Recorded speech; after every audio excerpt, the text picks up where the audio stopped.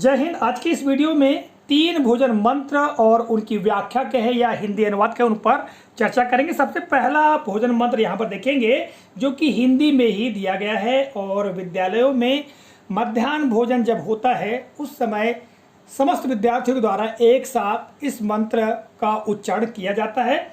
अन्न ग्रहण करने से पहले विचार मन में करना है, किस हेतु इस शरीर का रक्षण पोषण करना है। हे परमेश्वर, एक प्रार्थना नित्य तुम्हारे चरणों में लग जाए तन मन धन मेरा मातृभूमि की सेवा में।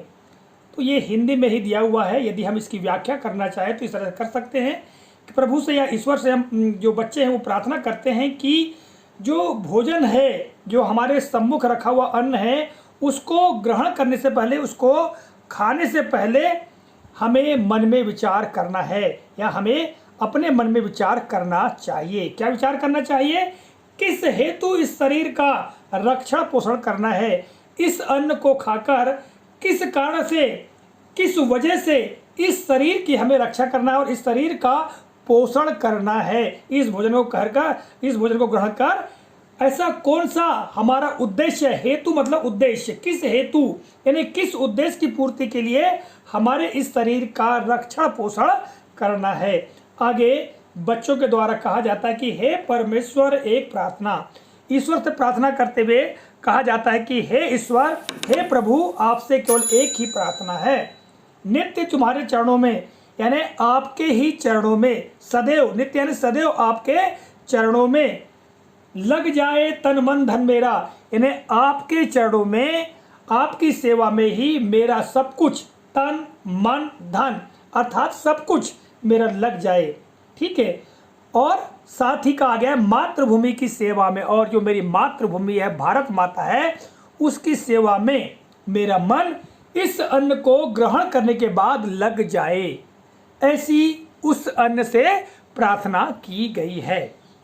दूसरा जो भोजन मंत्र है संस्कृत में दिया गया है, ब्रह्मार्पणम ब्रह्म हविर ब्रह्माग्नौ ब्रह्मणा हुतम ब्रह्मेव तेन गंतव्यम ब्रह्म कर्म समाधिना। और इसका हिंदी अनुवाद यहाँ पर आप देख रहे हैं, लिखा हुआ है कि यज्ञ में किया गया अर्पण ब्रह्म है। जब यज्ञ होता है तो निश्चित तौर से उसमें अर्पण होता है, तो उस यज्ञ में किया जाने वाला जो अर्पण है उसे ब्रह्म रूप माना गया है, अर्थात ईश्वर ही माना गया है।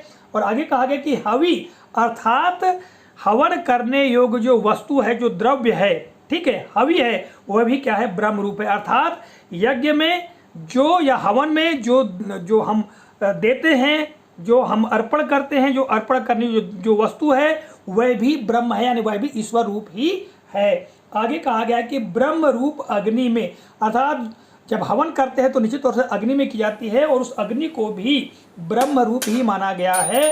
उस ब्रह्म रूप अग्नि में ब्रह्म रूप कार्य के द्वारा, यानी जो कार्य होता है वह भी ब्रह्म रूप कार्य ही है, जो हवन किया गया है वह भी क्या है, ब्रह्म ही है। और आगे कहा गया है इस तरह ब्रह्म कर्म में समाधिस्थ पुरुष का गंतव्य भी ब्रह्म ही है। अर्थात जो ब्रह्म कर्म में जो लगा हुआ मनुष्य है, पुरुष है, और उसका जो भी ध्येय है, जो भी उद्देश्य है, वह भी क्या है, ब्रह्म ही है। ऐसा इस भोजन मंत्र में या इस श्लोक में कहा गया है। उसका ये हिंदी अनुवाद है। तीसरा आप देखेंगे कि ओम सैनावतु सह नौ भुनक तु सह वीर्यम करवा वहे तेजस्वी नावधीतमस्तु माँ विद्विषा वहे ओम शांति शांति शांति। और इसका हिंदी अनुवाद यहाँ पर देखेंगे। यहाँ पर ईश्वर से प्रार्थना की गई है, गुरु और शिष्य दोनों के द्वारा। और क्या कहा गया है कि हे ईश्वर, हम दोनों की आप रक्षा करें, अर्थात हम दोनों, अर्थात गुरु शिष्य या शिक्षक विद्यार्थी दोनों की आप क्या करें, रक्षा करें। ईश्वर हम दोनों का पोषण करें। ठीक है, रक्षा तो करें, साथ में हमारे क्या करें, पोषण करें। और हम दोनों यानी गुरु और शिष्य या शिक्षक या विद्यार्थी दोनों पूर्ण ऊर्जा और सामर्थ्य अर्थात शक्ति के साथ में मिलकर के कार्य करें, समाज हित में कार्य करें। ऐसी प्रार्थना की गई है। और आगे कहा गया है कि ईश्वर जो है हम दोनों को विद्या प्राप्ति हेतु सामर्थ्यवान बनाएं। ठीक है, और हमारी बुद्धि को तीव्र करे, तेज करे। और आगे कहा गया है कि हम कभी भी दूसरों से द्वेष ना करे, ऐसा फल हमें प्रदान करें। और फिर आगे पूरी शांति की कामना की गई, ओम शांति शांति शांति। तो इस तरह से यहाँ पर आप देखेंगे ये 3 भोजन मंत्र है, इनको इस वीडियो के माध्यम से हमने आप तक प्रेषित किया।